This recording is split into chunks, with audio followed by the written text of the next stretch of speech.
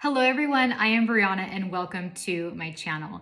Today's video is a homeschool video. It's one that I have been meaning to do for a while. It is a little bit of an update, and then at the end, I'm going to do a homeschool plan with me.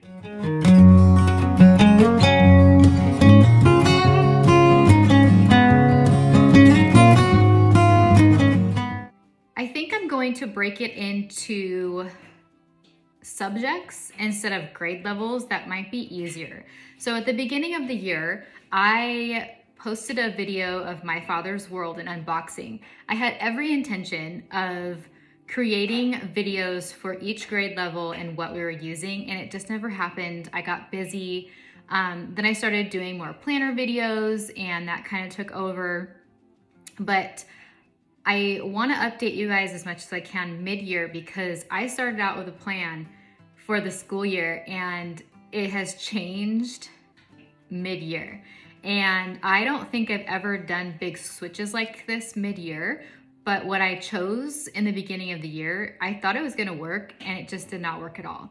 So what I mean is I have a Challenge A student in classical conversations, and his work is very independent. So I thought that, well, if he's doing his own thing, then I'm gonna have my fifth grader do his own thing, and then my first grader do his own thing, and my kindergartner do her own thing. That is not anything that works in our house. I was so used to, we're all around the kitchen table, we're doing morning time, which is Bible, and then we switch on and off with history and science, and any other unit studies that we're doing, we do during that time. And then we'll break off and we'll do separate math and separate language arts. And that was just how our homeschool was from the very beginning, and I absolutely loved that. But I was like, okay, well, let's give this a try, because my father's world, the kindergarten curriculum, I love, love, love. I recommend it to everyone. And so since I had such good luck with the kindergarten curriculum, I was like, well, let's add the first grade, and then let's add, I think, it's not a fifth grade curriculum, but it is the 1850 to modern times, because we were doing that kind of era in CC. So I chose those. I quickly realized that separate is not good. I didn't have enough time of myself in the day to give each child my all.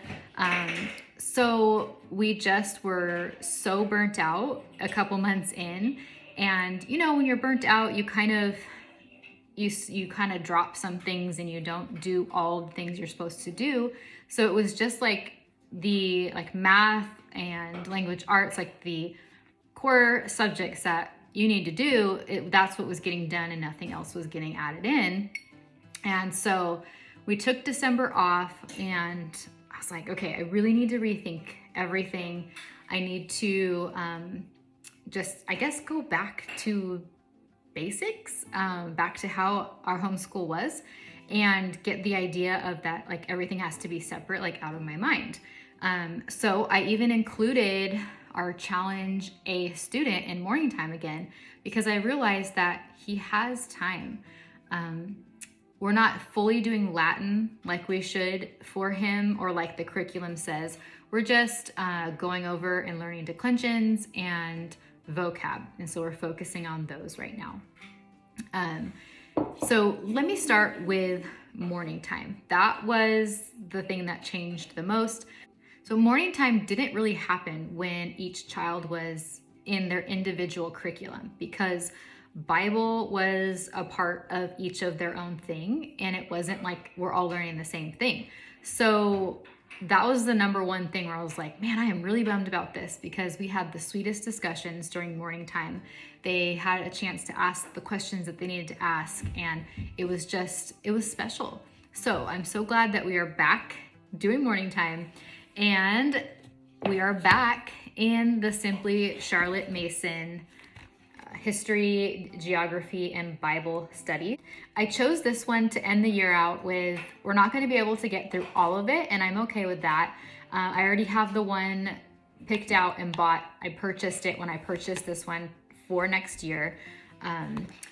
But I love this. I love this study and how it has Bible and history in it. We are reading through these books, and then they give a narration and they draw a picture. And I don't know, I just went back to how we used to do things, and it feels like everything is right in the world. You know how, you go back to something that you like. But that was the feeling, and we're all just like, okay, we really like this. Science, actually, so for history, I'm adding this in also. It is the 50 states. I am working really slow through this one, and we might continue this through summer because it is a big book. But I purchased the 5-Girl Schoolhouse, the 50 states, to go along with this. I know that she was working through it right now and might have just finished it. So we're going to go through that because in CC we're doing like the US geography, and I thought that would be a good thing to add in. For science, we started out with the Sassafras Kids in volume 2. And we stopped because my 5th graders curriculum had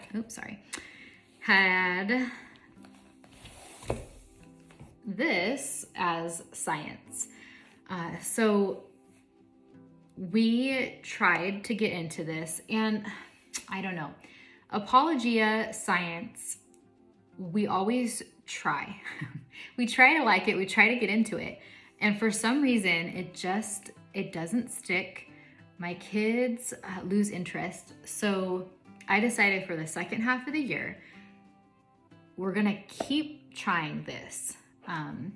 But if it really does flop, I'm going back to this because I have it and I don't want to purchase anything else, and then have them research things and give narrations and stuff on that. So that's where I'm at with science. I am kind of at a loss on what to use next year.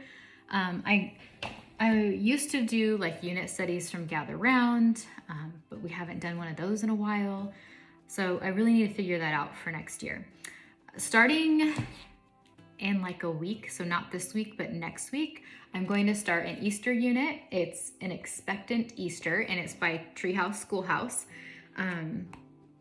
I will leave a link to this in the description. I have an affiliate code with this. If you want to use it, you get 10% off. But we went through this, I want to say 3 years ago. I have to see how old this curriculum is because we used it right when it came out.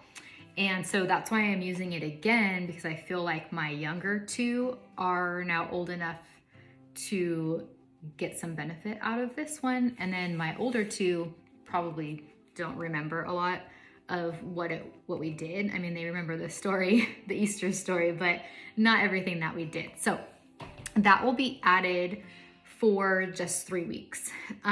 So that is our morning time.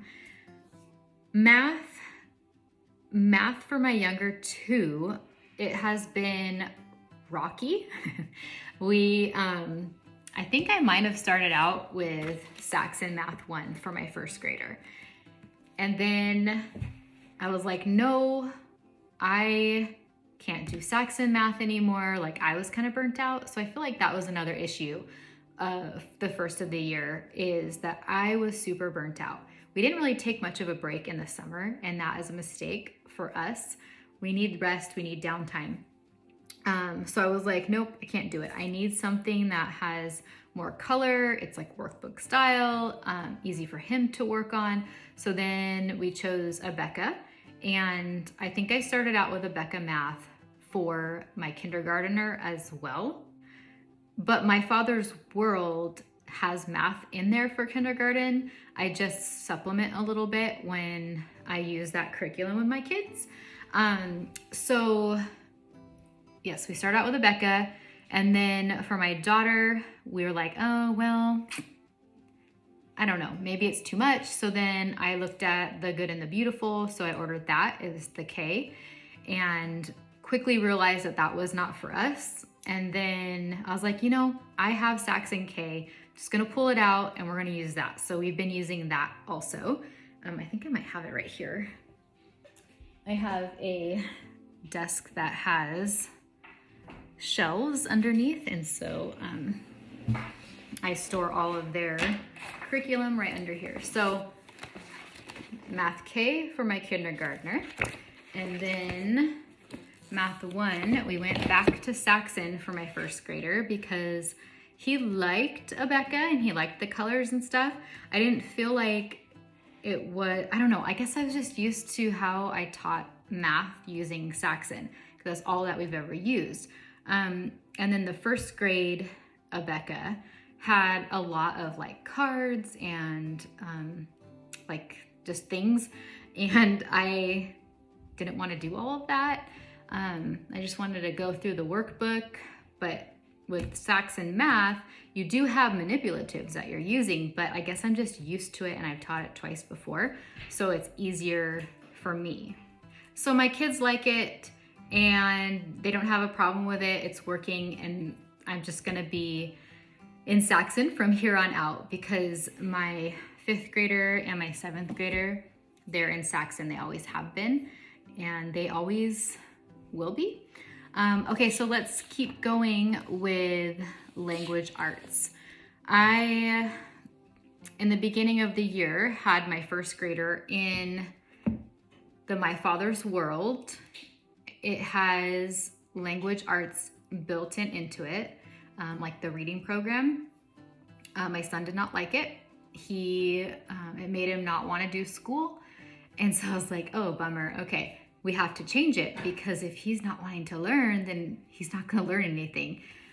So I pulled this book out, all about reading, and I used this with my last 2 who I taught how to read. And we started, I can't remember which lesson we started on, but I didn't start from the beginning. I just had him read some of the stories from book 1, volume 1 of book 1, until he couldn't read them anymore. And then once I figured out what story that was, I looked in the book to see what lesson that was on, and I went 1 lesson ahead of that and taught him everything from there on. So that's also a good thing to know. If you're going to do My Father's World K curriculum, the kindergarten curriculum, if you start using All About Reading, I mean, I guess you could start using All About Reading in K, but if you start in 1st grade, just know that they know enough sounds and have learned enough words with My Father's World K that they could jump into this book pretty far in. So he's been enjoying this. He always asks okay, can we do the reading? My daughter, My Father's World K, that is all in there, so she's liking that. I introduced level 1 of first language lessons to my 1st grader. We are going super slow with this because I know that we don't necessarily need to do a lot of this in 1st grade, but I want him to get his feet wet a little bit, especially before essentials. I really learned that waiting to do any type of language arts, like not reading, not like the phonics stuff, but spelling or learning like sentence structure and all of that, we waited until essentials for classical conversations with my first 2. And that was hard because it's like a fire hose and they're trying to learn all of this stuff. Yes, they get 3 years, but my last 2 children, I want them to have somewhat of an understanding and start spelling at a younger age so that they are better spellers when they're older, and not wait till essentials. So my 1st grader is doing Spelling and Poetry by Abeka, the #1 book. We actually recently started this. You know, all these changes are being made. I made these in January, so we are freshly using all of these. My 5th grader is doing essentials, and he's also doing spelling. He is doing Abeka spelling also, but a level, I think he's like on book 3, like 3rd grade. I really knocked my older 2 down a lot with spelling so that they could have like the base and work their way up to grade level spelling. And they are working quickly through that. But yeah, we're using Abeka. And then he is doing Fix-It Grammar along with the IEW history writing books. And then my 7th grader, I have him working on Abeka grade 7 language arts. We're skipping all of the writing because with challenge A, he is doing Lost Tools of Writing. So that is where his writing portion is coming in. With challenge A, with the Latin, that is how they get their grammar. But since we're not doing Latin the way it should be used or utilized and how you should be doing it, I thought that it was smart to add in a language like grammar program with my 7th grader. So I think those are all the changes that I've made from the beginning of the year till now. I wish that I would have had a video at the start of the year showing you everything that we're using and then showing you what we changed to. It probably would have made a little bit more sense. But a lot of you over on Instagram were like, wait, I thought you were using this curriculum because I post over there more. And I was like, I just need to make a video explaining what we switched to and why. And I feel like it pretty much just came down to, we switched a lot of things because I needed more of me, more time in the day to get through every single person. So making it more of a group learning style was the way to go. And then with the math, it boiled down to me, I think, just being burnt out. And I was searching and grabbing at different curriculums and really forgetting what worked. So Saxon specifically, it works for us, and that's what we're sticking with. So I hope that made sense. But what I'm gonna do now is I'm gonna flip you around and take you through my planning process. Today is President's Day, so it's a holiday. Perfect time for me, well, it's Monday. Usually I'm planning on a Sunday, but it's the perfect time because I'm not doing a lot of school with all the kids, and I could just show you my process. And I'm gonna try to remember to walk you through the steps because since I have like everything down and I'm used to the process, it's easy for me to just write lesson numbers. I also have 2 mini whiteboards that I keep on my older 2 sons' desks. Their desks are downstairs. All of their books are downstairs on their desk, and I only have my 2 youngest kids upstairs and all of their work. So I'm going to plan theirs first since it's all right here. And then I haven't decided if I'm going to take all of their books upstairs just so that you can see the planning process, or if I take you down to their desks. I'm not sure. We'll see as the video progresses. But I will flip you around and we'll start planning. All right, I'm going to start with my kindergartner. She is the quickest one, so it doesn't take a lot for me to jot down everything that has to get done. So if you follow me on here, you know that I use Planner Perfect for my planning system. I am in a size wide, and I put 2 books in here this year, and I have decided that this is how it's going to be from now on. So this book here it's my planner. It's where I record keep.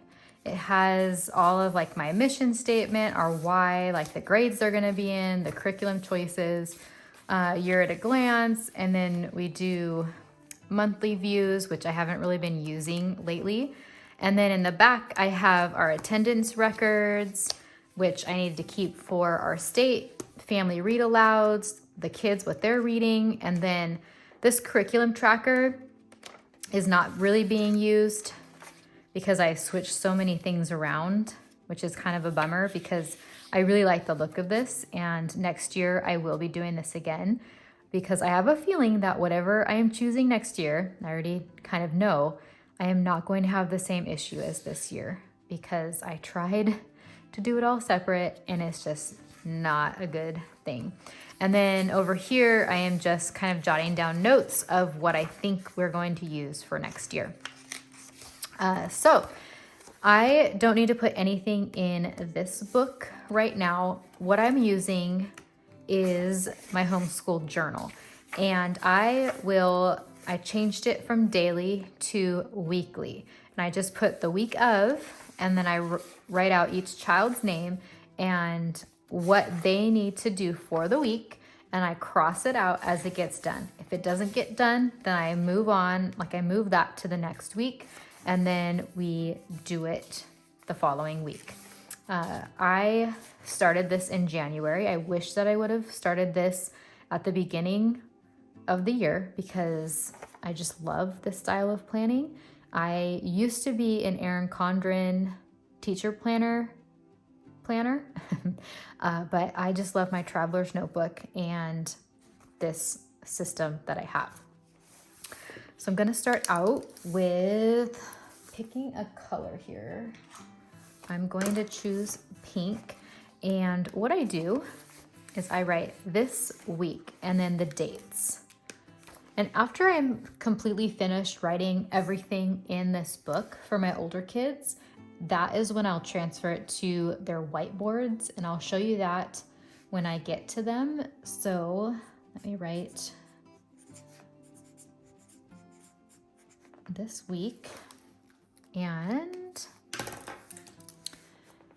I'm gonna put the 19th, even though today's a holiday, because my oldest son is doing a little bit of work and I just wanna record that. So let's do February 19th through the 23rd. And I'm going to start with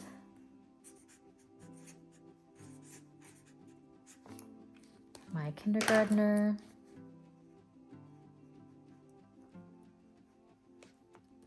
and what she has to do. So my father's world, how I have it set up is we're on the specific week. And this is another area that we take our time with. I don't like to move on in lessons if she's not grasping the letter sound or if she's not able to read the words. We just drill, review until she has a good handle on it. I don't like to rush through these things, mainly because of the reading. So we're on week 11 and let me check back here. So in the back, I have it all. If you've seen my video on this, you know, but I have it day 1, day 2, day 3, day 4, day 5, because in the back, that is where you are going to find your information on what you need to do for that week. So she has already done week 11, day 1. So she's going to be doing day 2 through 5 next week or this week. So we want to put, oops, I forgot to write. Week 11, day 1, nope, she already did 1. Day 2, day 3, day 4, and day 5. It's perfect because since today is Monday, she'll have Tuesday, Wednesday, Thursday, Friday to do that. And then I will just highlight the subject. And then what I have her do is handwriting.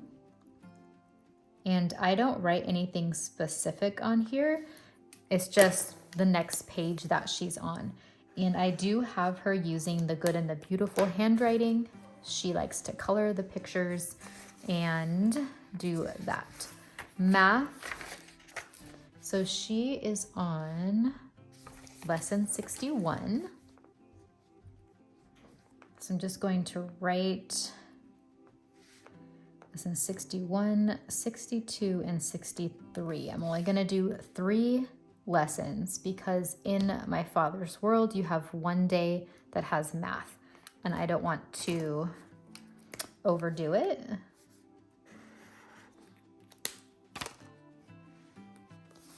My son is practicing piano, so if you hear that, that is what he's doing. Okay, I think that is all that I have her do. She doesn't have, okay, yep. And then let's move on to my first grader.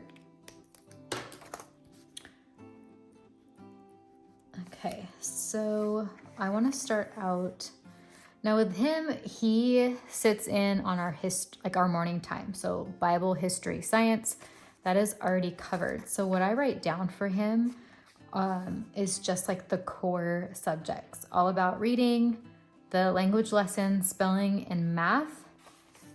And then I just know and assume that he is sitting in with us on the other subjects. Let me put my daughter's stuff away really quick and pull out what he needs to do. So I already have this sheet pulled out. So he's on lesson 24, and I am assuming, see, I like to look at all of this stuff ahead of time, because if it was the day of, like say I am planning this on Sunday and I'm like, okay, well, let's just write the next 3 lessons. If I did that, we wouldn't get it all done, because look at how big lesson 24 is. I can see him getting overwhelmed with this. So it's good to check all of your curriculum before you assign things, just in case. So all about reading. We're gonna do lessons 24 and 25. If we get more done, great. If not, then that's okay too.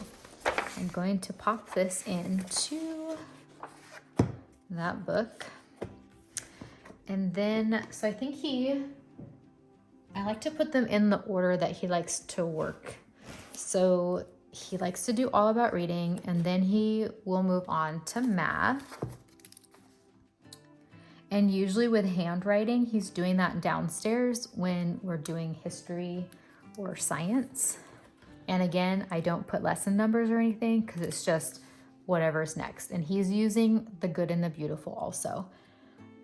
Okay, lesson 56. Let me confirm that that is what he is doing. Yep, okay.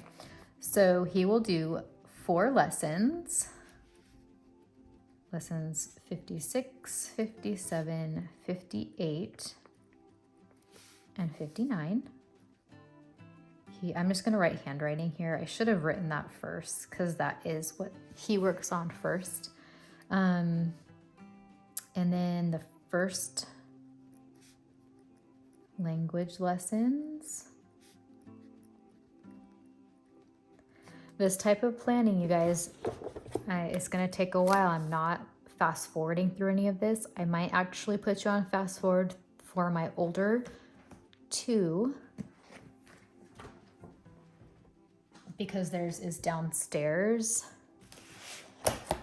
Or I might just go do it and then I'll walk you through what I did. Actually, I'm probably gonna do that. I'm not gonna bring you along with me. I'm going to turn the camera off after I'm finished with my first grader and go downstairs, plan my older 2, come back up, talk to you about it, and show you how I write on their whiteboards. Okay, so the first language lessons, he is on, so 6 and 7, so he is on number 8. Let's see here. 8. He's done, okay, that's 7. This is 8. Okay, he hasn't done that. So 8, 9, and 10. I'm only gonna do I don't know if I should do 2 or 3. 8, 9. I'm just gonna do 2. Just because I want some of the information to be able to soak in. And if I'm doing too much, then it'll feel like it's too much. Okay, spelling. I just added this in. So he is on lesson 2. And we have, so how this is split up, and this is how I have my kids do spelling, is each day you're writing your spelling words on a piece of paper, and then you're doing one section. They don't take a lot of time, so doing 2 in one day is not a big deal. The main thing is that you're writing your words each day. Like my older kids, I have them write them 3 times a day so that they are really working on spelling that letter. So I'm going to have him do, okay, so lesson 2, 3, 4, 5. And then I'll give him a spelling test at the end to see if he remembers how to spell those words. And the words that he doesn't remember, I will put to the side so that the next spelling test, I can keep testing him on the words until he learns them. So I think that's it. I was putting morning time down here at the bottom. I might do that again. Tuesday. It doesn't really feel like it's a lot of room though. So let me do my other kids and then I'll do morning time. So then I have my 5th grader and my oldest, my 7th grader. They each get their own page because they have a lot more work to do. And let's see. So I'm going to go ahead and go down, pull out their books and see what they need to do, and I'll be back.